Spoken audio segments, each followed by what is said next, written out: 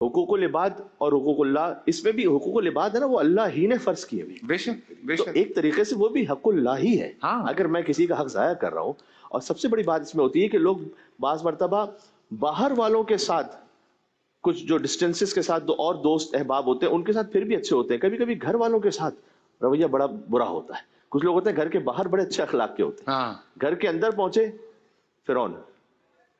घर के अंदर का जो अखलाक है ना, देखिए थोड़ी बहुत इकोनॉमिक्स हमने भी पढ़ी हुई, बाहर का जो अखलाक है हो सकता है वो कस्टमर एथिक्स है।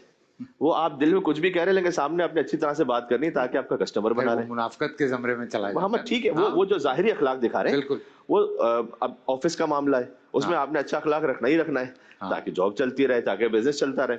लेकिन जहां घर के अंदर की बात है, जहां कोई मॉनेटरी बेनिफिट नहीं, जहां कहीं पर कोई और दुनियावी फायदा नहीं हो रहा, वहां बीवी से अच्छी तरह से बात कर लेना, वहां वालदैन से अच्छी तरह से, भाई से अच्छी तरह से बात कर लेना, औलाद से बात कर लेना, औलाद वालदैन से। ये है असल वो अखलाक जो कुर्बतन इल्लाह है, जो अल्लाह की खातिर है।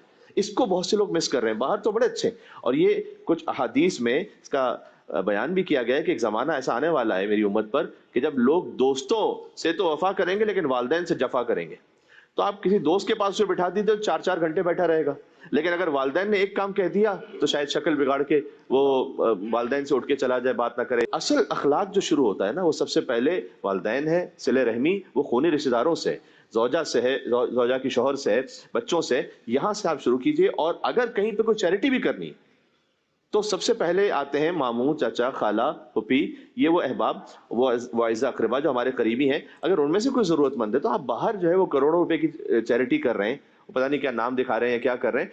चले, मैं उस किसी के बारे में कोई तफसीला नहीं करता, लेकिन असल बात तो यह है कि जो आपके घर के अंदर तो कोई फकीर नहीं, आपके खानवादे में तो कोई नहीं, उससे चुपचाप। और आप पूछ लीजिएगा, हर फिका के यही शरई मसला है, क्योंकि हम तो मुख्तलिफ उलमा के साथ बैठते हैं कि आप ज़कात दे रहे हैं किसी को, आप फितरा दे रहे हैं किसी को, आप सदका दे रहे हैं, आपको बतलाने की जरूरत ही नहीं है कि ये ज़कात है, फितरा है। क्यों उसकी इज्जत नफ्स को मजरूह करते हैं मेरे भाई? अल्लाह ताला उसकी इज्जत नफ्स का ख्याल रखा है। तो उसका भी तो एक सर्कल बनाया गया है ना कि पहले घर, रिश्तेदार, फिर आप तोहफतन उसे दे दें, फिर वो इस तरह आप हदीयतन उसे दे दें, बिल्कुल उसकी इज्जत नफ्स का ख्याल रखें आप। और अगर किसी का हक खाकर फिर कोई और नेक काम भी कर रहे हैं तो फिर फायदा क्या हुआ उसका?